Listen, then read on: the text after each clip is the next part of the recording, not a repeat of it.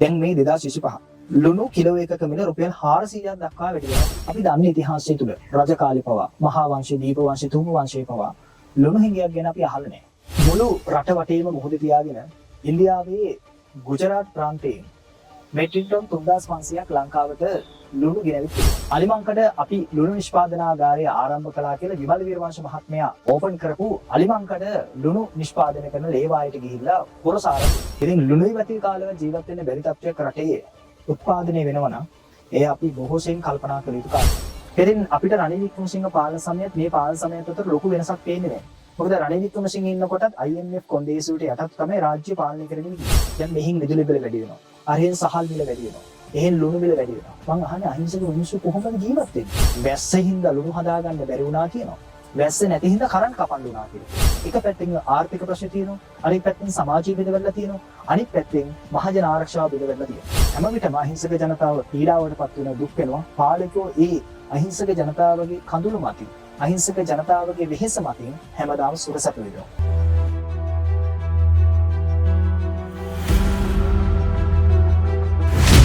තෙරුවන් සරණ ප්‍රාර්ථනා කරනවා හැමෝටම. ඉන්දියන් සාගරයේ මුතු ඇටය. ශ්‍රී ලංකාව විරුදාවලිය ලැබලා තියෙන්නේ එහෙම. ඉන්දියන් සාගරයේ මුතු ඇටය කියලා කියනකොටම අපිට මතක් වෙන්නේ මහා සාගරයකින් වටවුණු උතුම් වූ පුණ්‍ය භූමිය. ලෞතර බුදු පියාණන් වහන්සේගේ සර්වඥ ධාතුන් වහන්සේලා වැඩිමනත් ප්‍රමාණයක් වැඩ ඉන්න උතුම් පුණ්‍ය භූමියක් විදිහට අපි ශ්‍රී ලංකාද්වීපය හඳුන්වනවා. අපි දන්නේ ඉතිහාසය තුල රජ කාලේ පවා මහා වංශ, දීප වංශ, තුංග වංශේ පවා ලුණු හිඟයක් ගැන අපි අහලා නැහැ.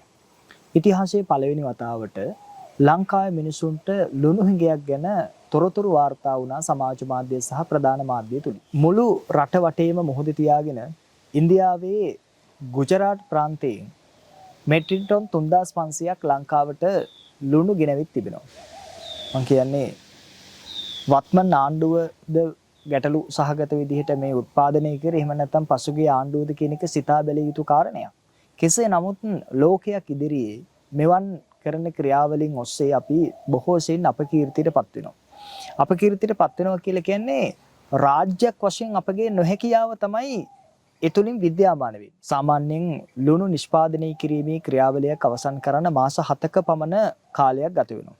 අපි බැලුවොත් එහෙම වත්මන් ජනාධිපතිවරයා අනුරුකුමාර දිසානායක මහත්මයා ජනාධිපති ධූරය සඳහා තීරීපත් වෙන්නේ 2024 සැප්තැම්බර් මාසයේ. මහ මැතිවරණයේ තියන්නේ 2024 නොවැම්බර් මාසයේ. මේ මාසයේ තමයි ප්‍රාදේශ සභා මැතිවරණය නැත්නම් පළාත් පාලන මැතිවරණය පැවැත්වුවේ. ජනාධිපතිවරණයේ පවත්වලා මේ වෙනකොට මාස 7ක් පමණ කාලයක් ගත වෙලා තියෙනවා. ඒ කාලයේදී ලුණු නිෂ්පාදනය ආරම්භ කරා නම් මේ වෙනකොට ලුණු නිෂ්පාදනයේ කිසිදු ගැටලුවක් නැතුව ලංකාවට ඇති වෙන්නම ක්‍රියාත්මක කරගන්න තිබුණා විධිමත් වැඩපිළිවෙලක් තිබුණා නම්. අපිට මතකයි සුනිල් හඳුන්නේති මහත්මයා අලිමංකඩ අපි ලුණු නිෂ්පාදනාගාරය ආරම්භ කළා කියලා විමල් වීරවංශ මහත්මයා ඕපන් කරපු අලිමංකඩ ලුණු නිෂ්පාදනය කරන ලේවායට ගිහිල්ලා පුරසාරන් දෙදුවා. ඒ වගේම පසුගිය දවස්වල මාධ්‍ය ඔස්සේ විවිධාකාරයෙන් පුවත් නිර්මාණය වන්නට යෙදුනා රයිගම් ආයතනයේ ප්‍රධානියා පුත්තලමේ ඉන්න ලුණු ලේවායේ අධ්‍යක්ෂ ධූරයකට පත් කරලා පුත්තලමේ ලුණු ලේවායෙන් අඩු මුදලකට රයිගම් ලුණු මිලදී අරගෙන ඊට පස්සේ ඒ ලුණු වෙළඳ බලට වැඩි මුදලකට නිකුත් කළා කියලා. ඊට පස්සේ අපි දැක්කා පුත්තලමේ ඉන්න අධ්‍යක්ෂවරයා සඳහන් කරනවා නෑ අපි එහෙම කිසිම ආකාරයකට එහෙම නිකුත් කිරීම සිද්ධ කළ නෑ, ටෙන්ඩර් පටිපාටියකට තමයි සිද්ධ කරේ කියලා. ඒ කරුණාකාරණා කෙසේ වෙතත් අපිට තියෙන බරපතලම තත්ත්වයේ තමයි අපේ අහිංසක මිනිස්සු තමයි අපිට දානේ පූජා කරන්නේ. ඒ දානේ පූජා කිරීමේදී අත්‍යවශ්‍ය අංගයක් තමයි ලුණු කියලා කියන්නේ. ඉතින් මිනිස්සුෙකුට ලුණුයි බතුයි කාලා හරි ජීවත් වෙමු කියලා නේද පැරණි සින්දු වල තියෙන්නේ. ඉතින් ලුණුයි බතුයි කාලව ජීවත් වෙන්න බැරි තත්ත්වයක් රටේ උත්පාදනය වෙනවා නම් ඒ අපි බොහෝ සෙයින් කල්පනා කළ යුතු කාර්යයක්. මම දැක්ක අද වසන්ත සමරසිංහ අමාත්‍යවරයා විසින් පැහැදිලි කරනවා ලංකාවට අවශ්‍ය වෙන ලුණු ප්‍රමාණය මෙච්චරයි.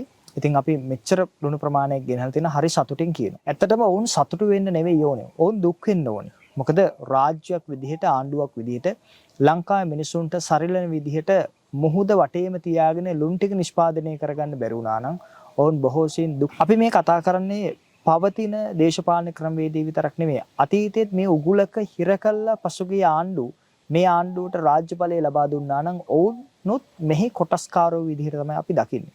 ඉතින් ඒ නිසා අනාගතයේදීවත් අපි විශ්වාස කරනවා සහ අපගේ ජනතාව පිළීමකටපත් නොකොට අපේ මිනිස්සුන්ට අත්‍යවශ්‍ය ආහාරයක් වෙන ලුණු ටික දෙන්න පුළුවන් නම් හරි වටිනවා කියලා.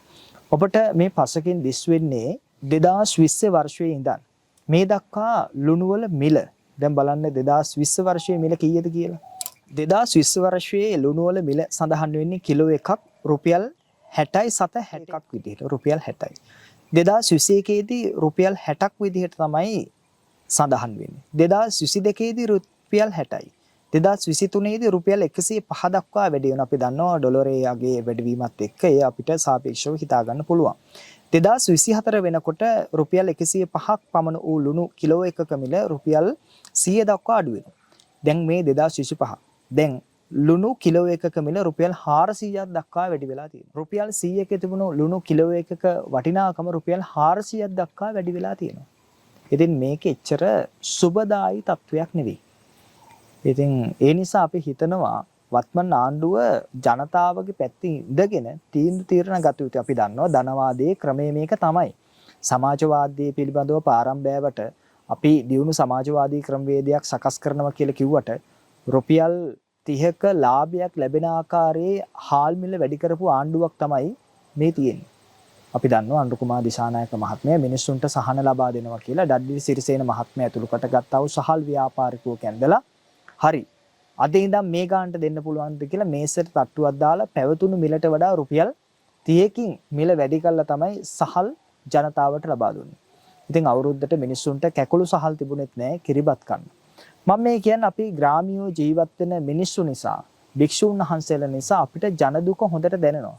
උදේ දවල් දානේ අරන් එන දායකයෝ අපිත් එක්ක මේ සුහද පිළිසඳරක යෙදෙනවා. ඔවුන්ගේ වත්මන් ජීවිතය තුළ මූණ දෙන ගැටලු සම්බන්ධව. උදාහරණයකට අද උදේ බැලුවොත් එහෙම අද උදේ ඉඳන් අද දවල් වෙනකම්ම අපේ මිනිස්සුන්ගේ දුක් අඳුනාව තිබුණේ අලි උදුරගෙන. ඒ කියන්නේ අලි ඇවිල්ලා අලි කරන හිංසාවල් පීඩාවල් උන්ට ඒවා දරා ගන්න බැරුව ගෙවල් කඩනවා, කඩේ කඩනවා, පොල්ලතු විනාශ කරනවා.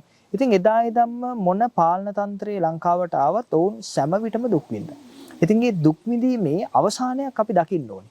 දැන් බලන් ගියාට පස්සේ මෙතනත් වෙලා තියෙන රුපියල් 100ට තිබුණු ලුණු කිලෝ එක දැන් රුපියල් 400 දක්වා වැඩි වෙලා තියෙනවා. හැබැයි මේ බඩු මිල වැඩි වුණාට මිනිස්සුන්ගේ වැටුප වැඩි වෙන්නේ නැහැ. එහෙමනම් මිනිස්සු තව දුරටත් පීඩාවටපත් වීමක් තමයි මේන් සිද්ධ වෙන්නේ. ඒ නිසා වත්මන් ආණ්ඩුව නිලධාරී වාදයේ පැත්තකින් තබලා නිලධාරීන් කියන එකට එහෙයි කියන්නේ නැතුව ටිකක් පරීක්ෂණ මට්ටමින් අධ්‍යයනය කරමින් නිරීක්ෂණය කළ යම් වැඩපිළිවෙලක් ක්‍රියාත්මක කරන එක තමයි වඩා වැදගත් වෙන්නේ. එහෙම නොවුනොත් අවසානයේදී දුක් විඳින්නේ පීඩා ලබන්නේ මේ අහිංසක ජනතාව. ඉතින් හැම විටම අහිංසක ජනතාව පීඩාවටපත් වෙනවා, දුක් වෙනවා. පාලකයෝ ඒ අහිංසක ජනතාවගේ කඳුළු මතින්, අහිංසක ජනතාවගේ වෙහෙස මතින් හැමදාම සුරසැප විඳිනවා. ඉතින් අපිට රනිල් වික්‍රමසිංහ පාලන සමයත් මේ පාලන සමයත් අතර ලොකු වෙනසක් පේන්නේ නැහැ. මොකද රනිල් වික්‍රමසිංහ ඉන්නකොටත් IMF කොන්දේසියට යටත් තමයි රාජ්‍ය පාලනය කරගෙන ගියේ. කියන්නේ ඉහළින් ඉන්න IMF නිලධාරීන් ඔවුන් යම් සැලැස්මක් හදලා දෙනවා. ඒ සැලැස්මට අනුව රනිල් වික්‍රමසිංහ කටයුතු කරනවා. දැනුත් IMF එකේ ඉන්න IMF එකේ යම් සැලැස්මක් හදලා දෙන ඒ සැලැස්මට අනුව වත්මන් මාලිමා ආණ්ඩුව රාජ්‍ය බලය ක්‍රියාත්මක කරනවා. නමුත් මිනිස්සු බලාපොරොත්තු වෙන්නේ මිනිස්සු කල්පනා කරේ මේ වෙනස නෙවෙයි.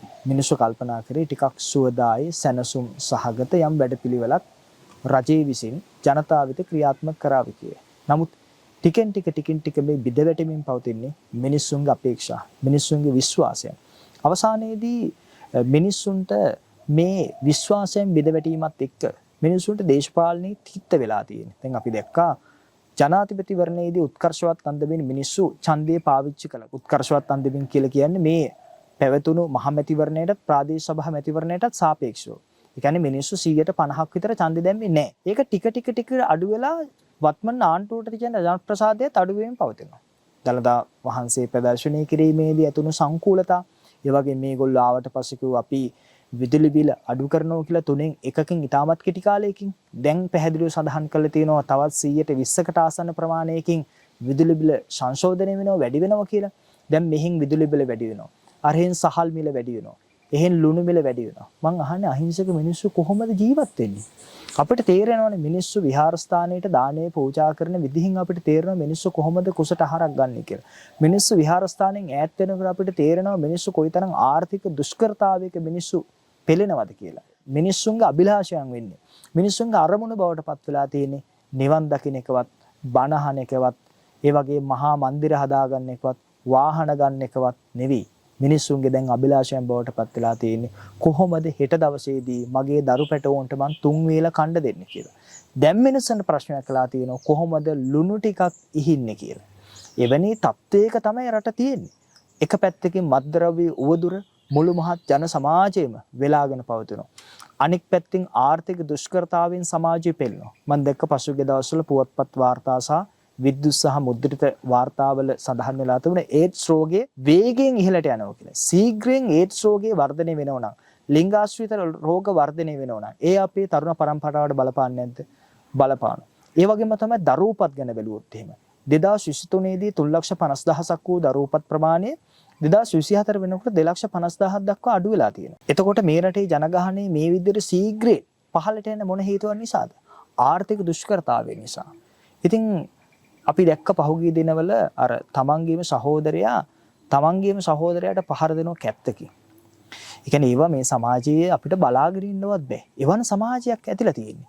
දැන් දරුවාට කොහොම හරි උගන්වන දරුවා උසස් තැනකට ගන්න එක තමයි දෙමාපියන්ගේ අභිලාෂය බවට පත් වෙලා තියෙන්නේ. ඒ අභිලාෂයන් සාක්ෂාත් කරගන්න අවශ්‍ය නිසා දරුවන් ටියුෂන් යවනවා මහා වෙහෙසකාරී පීඩනයක් තුල තමයි මිනිස්සු ජීවත් වෙන්නේ. ඒ නිසා අපි වත්මන් ආණ්ඩුවට කියනවා මේ ලුණු ප්‍රශ්නේ මේ පාර පිට රටින් ගෙන්නලා හරි කමන්නේ විසඳන්න. හැබැයි තවත් මාස 7කින් අපිට අහන්න දෙන්න එපා වැස්ස හින්දා ලුණු හදාගන්න බැරි වුණා කියලා. මොකද වැස්ස හින්දා ලුණු හදාගන්න බැරි වුණා කියනවා. වැස්ස නැති හින්දා කරන්ට් කපන්න වුණා කියලා කියනවා. දැන් මේකේ තියෙන්න එපා එක කතාවක්. මොකද එකම කාල සීමාවක වර්ෂාපතනය ලැබීම, එකම කාල සීමාවක වර්ෂාපතනය නොලැබීම, දැන් මේ කියන කාරණා දෙක කොහොමද සමතුලිත වෙන්නේ? ඒ නිසා අපි කියනවා මේ ලංකාවට ඇති වෙන්න ලුණු හදන්න පුළුවන් රට වටේම මුහුද තියෙන්නේ. දැන්වත් හරි විධිමත් වැඩපිළිවෙලක් ක්‍රියාත්මක කරන්න. උද්දච්චකම පැත්තකින් තියන අනිතිමානී ගුණේ හදාගන්න. කර්ණීයමෙත සූත්‍රයට අනුව සුවචෝ චස්ස මුදු අනිතිමානී. සුවච කියලා කියන්නේ කීකරුභාවය, අනුන්ගේ වදන් වලට ඇහුම්කන් දීමට ඇති හැකියාව වැඩි දියුණු කරගන්න සුවච ගුණය. මෘදු වෙන්න, අලවංගුවක් ගිල්ල වගේ දෘಢභාවයකටපත් වෙන්න එපා. ඒ වගේම මාන්නේ චුට්ටක් අඩු කරගන්න. මහා අලවංගුවක් ගිල්ල වගේ කෙලින් ඉන්න එපා. යම් අවස්ථාවක ඔබලාගේ වැරදි පෙන්වා දෙනවා නම් ඒ වැරදි අඩුපාඩු පිළි අරගෙන නිවැරදි වෙන්න බලන්න. අපි වෙනම කතා කරන්නම් ජාතික ආරක්ෂාව ගැන. ඔබතුමාලා කලින් කිව්වේ බංකුවක් අරගෙන ඉන්න ටියුෂන් දෙන්නම්. දැන් බලන්න කොතෙකුත් බුලට් හම්බෙනවා, තුවක්කු හම්බෙනවා. ඒවා පැරණි දේශපාලඥයන් වෙන්න පුළුවන්. ඒ නමුත් ඔබතුමාලට හරි විධිමත් යාන්ත්‍රණයක් නෑ. අගමැතිතුමියටත් තර්ජනය කරනවා කියන විපක්ෂ naයකට ස්නයිපර් ෂොට් එකක් දෙන්න හදනවා කියනවා. දැන් මේ දේවල් ඇහෙනකොට සාමාන්‍ය මිනිස්සෙක් කොහොමද පාරක බහැලා නිදහසේ ඇවිදගෙන යන්නේ? මිනිසුන්ගේ මහජන ආරක්ෂාව දෙවන්ත තර්ජනයක් තියෙන. මහජන ආරක්ෂාව තර්ජනයට ලක් වුණාම නිතතින්ම ජාතික ආරක්ෂාවත් තර්ජනයට ලක් වෙනවා. ඔබට කියන්න පුළුවන් ජාතික ආරක්ෂාව ප්‍රශ්නයක් නැහැ කියලා. හැබැයි ජාතික ආරක්ෂාවට ප්‍රශ්නයක් තියෙනවා. මුළු ලෝකයේ වටේම LTT ත්‍රස්තවාදීන් තමන්ගේ මිය ගියපු අය උත්කර්ෂවත් අන්දමින් සමරනවා ඊළාම් සිතීම සහිතව. ඒක ජාතික ආරක්ෂාවට තර්ජනයක්. ඒක ජාතික ආරක්ෂාවට ප්‍රශ්නයක්. ඒ නිසා එක පැත්තකින් ආර්ථික ප්‍රශ්න තියෙනවා, අනිත් පැත්තෙන් සමාජීය බෙදවැටලා තියෙනවා, අනිත් පැත්තෙන් මහජන ආරක්ෂාව බෙදවැටලා තියෙනවා.